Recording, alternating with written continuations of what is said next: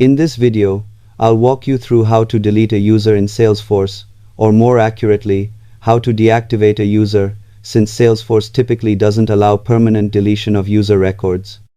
Deactivation prevents the person from logging in while preserving their ownership history, activities, and audit trails, which are important for reporting and compliance.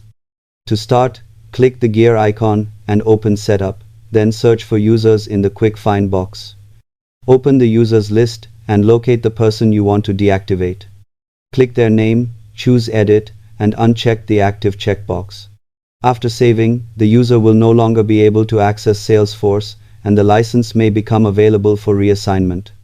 If the active box is unavailable, the user might still be assigned to scheduled jobs, dashboards, or automation that must be reassigned first. Always review dependencies before deactivating to avoid system disruptions. Subscribe for more practical Salesforce tutorials.